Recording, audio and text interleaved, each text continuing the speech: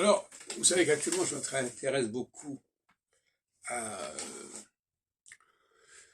ce qu'on appelle la théophanie, c'est-à-dire le buisson ardent, au livre 3 de l'Exode, dont j'ai montré qu'il fallait le rapprocher du chapitre 6 de l'Exode, qui est beaucoup plus parlant.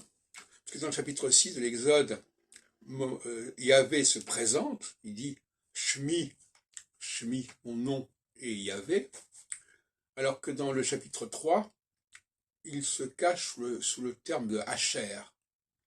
Ayez, Asher, ayez.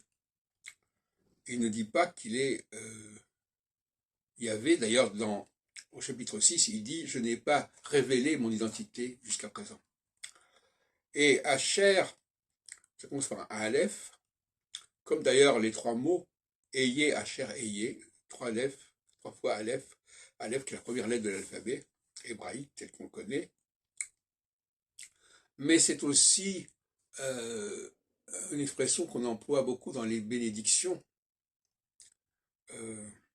Baruch ata Adonai Asher kideshanu b'mitzvotav Asher.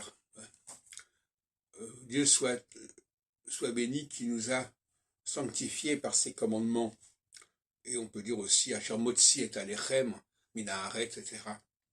Donc le Asher ici est, à mon avis, un substitut à Yahvé. On s'est toujours demandé comment il fallait prononcer ce nom imprononçable de Yahvé. Eh bien, la proposition du chapitre 3 de l'Exode, c'est Asher. Et donc, en disant Asher, je renvoie à la divinité.